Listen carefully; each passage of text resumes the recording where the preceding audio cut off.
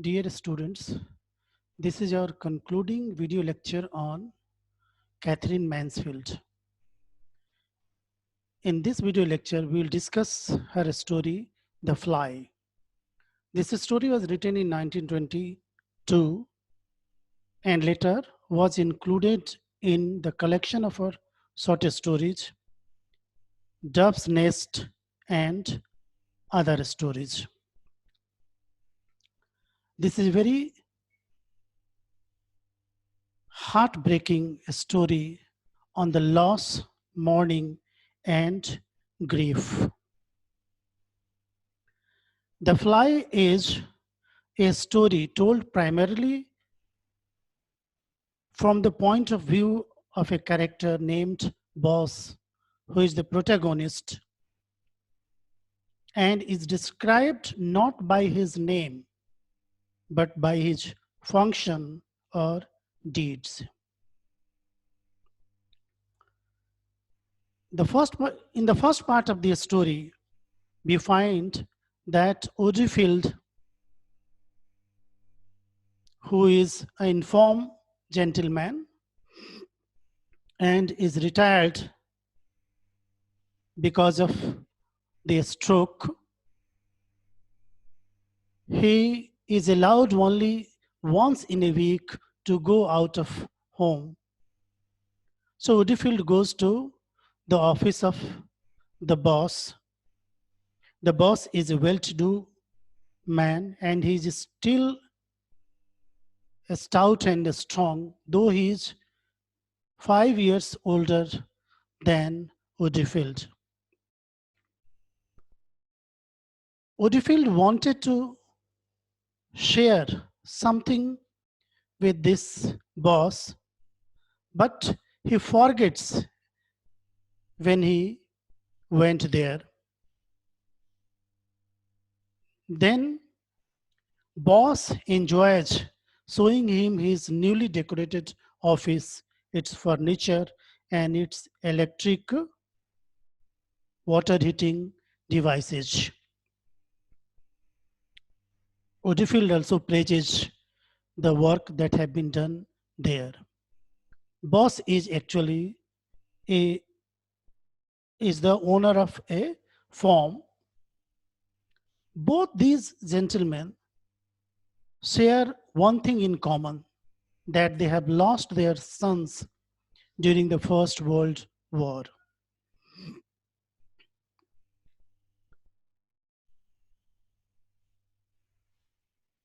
In this story, we find when boss offers Woody the whiskey, it represses his mind and he recalls what for he has come to the office. Odefield says that his daughters had been to Belgium to see the graves of their brother. And when they had been there, they also went to the grave of boss's son. This reminds boss of his son. Of course, there in the office on a table, a photograph is there that is of his son. Now, he compares his son who looks very stern in the photo, though he finds that he was very amiable and very gentleman. Odefield reminds him also that his daughters have found that the cemetery of the grave was well kept, and then he leaves the office. Here we can say the first part of the story comes to an end. In this story, we find that there are only 3 important characters, but mostly the story is focused on the boss. Then Woodfield leaves the office. Boss, who looks at the picture and wants to weep, but he is not getting that much of emotions, no, to weep over the loss of his son. The death had happened 6 years ago. Now the time has almost healed his grief. Though he wants to, weep, but he cannot. There was a time when, at the time of his death, his eyes did not dry even for a year. But now, I mean, the tears are not coming to his eyes. He goes even closer to the photograph because he is there alone in the office. He has asked his attendant, Messi, to leave the office for almost half an hour. But he could not weep the way he wept at the time of the death of his son.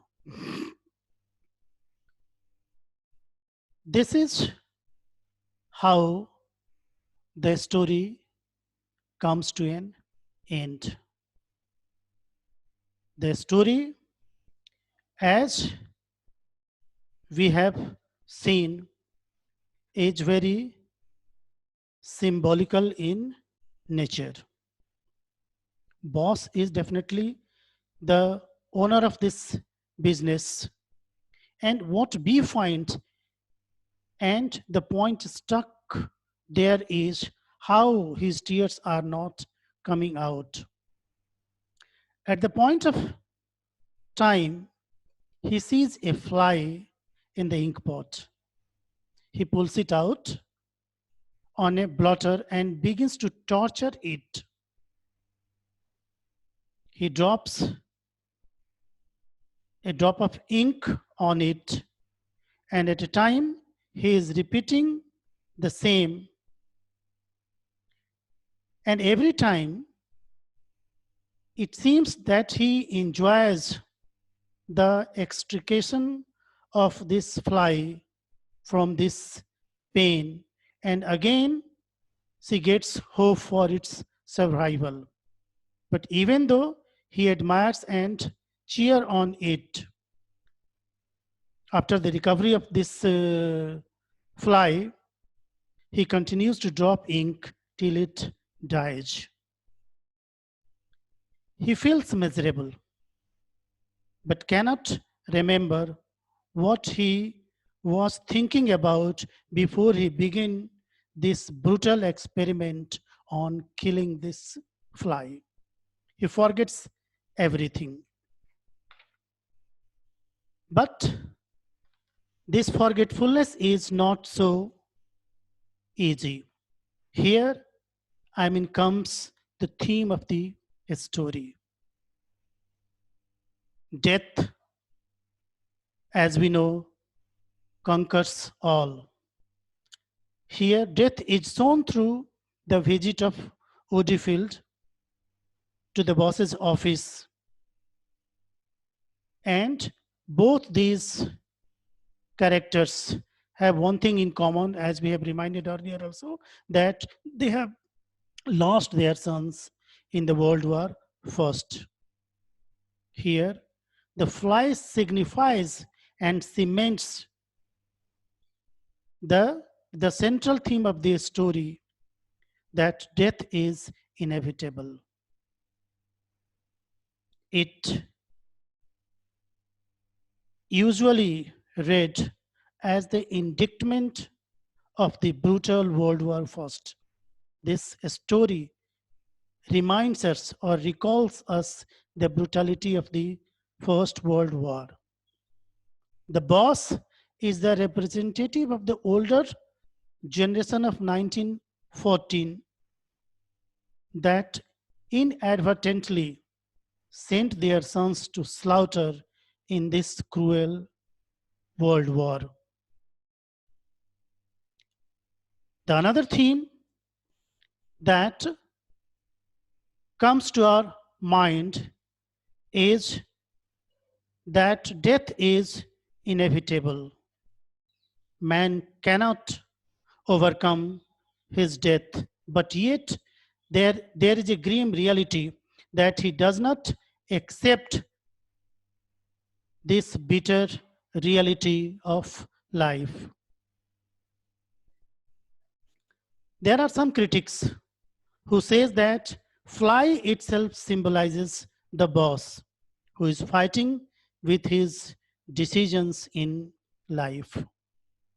Others are of the opinion that fly itself symbolizes the boss. I mean, there are, the critics who think about this, that he is fighting with the decisions of his life. There are other critics also who find that time is a great healer that conquers all the griefs and sorrows of man. This man has lost his son 6 years ago. Now he is not getting that much of emotions and feeling when he is reminded of, or the death of his son is refreshed by the arrival of Udifield. The tears are not coming to him. Just like the flies, this is the fate of human beings. The story is also about the helplessness of man before fate. Just like flies, man tries to get out of the grip of death, as the fly also tries again and again to extricate itself, but ultimately she is killed with the droplets of ink. Man also tries to escape death, but ultimately he is captured by it. Man has no power to defy fate, and he becomes a easy prey to fate. In this story, the writers and all the characters stand for the fly, where we have no control over death. The another theme that we can discuss in this story is the conquest of time over grief. The time is a great healer. Time has healed up the grief of Udi and Boss both, who have lost their sons in the First World War. Udi forgets everything when he comes to the office, what he wanted to share with the boss. But it is another thing that the whiskey refreshes him, and then he shares what he wanted to say to boss. Then he has no pangs of the loss of his son. During the conversation, we do not find anything that he discusses about the suffering and pangs that he had about the loss of his son. Even to boss, he wants to feel the same pang of grief as he had at the time of death of his son, because it is just refreshed by the mentioning of his son's grave by Woodfield, when he says that his daughters also visited his son's grave. He wanted, he intended, he arranged to weep, but no tears came yet. So the two situation, in the first one, his tears did not stop, but here he is not able to weep, he is not able to drop his tears.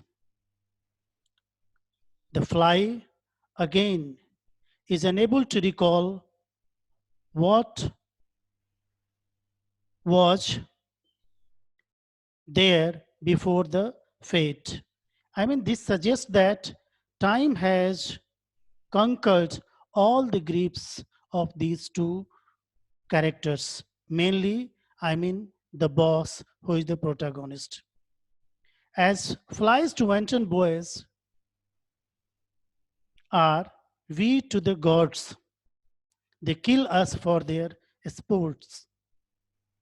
Helplessness of man before fate is highlighted in this story.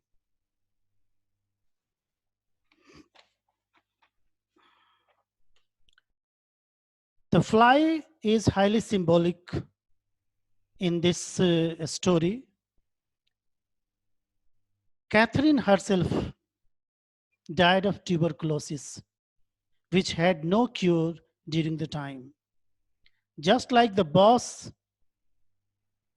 drops the ink on the flies and ultimately it is killed. Similarly, the fate does not spare human beings. Though man has developed the medicine for tuberculosis now, but the another form of, I mean, disaster comes to man, like maybe in the form of cancer, AIDS, and even we think today it is COVID-19. So the man thinks that this must be the last drop, the last suffering, but this does not come to an end. So people cannot survive beyond the clutches of fate. Thus, we all are like flies, and the story is a reminder to us that fate is inevitable, death is inevitable, and man has no power over death. Time is a great healer. It heals all the griefs, it conquers all the griefs and sorrows of human beings. So, when we look at the story, the plot is not very complicated, the language is very powerful, and we find that the story, though is simple, but it is highly symbolic in nature. It looks at, I mean, the looks at life in a different way. It it demarks the limits of man beyond fate. So we have this way completed this story or the discussion of this story, The Fly. And this is how we have completed the two stories of Catherine Mansfield, that is A Cup of Tea and The Fly. In the next video lectures related to this topic, we'll discuss Chekhov and his two stories that have been prescribed for us in the syllabus. Thank you.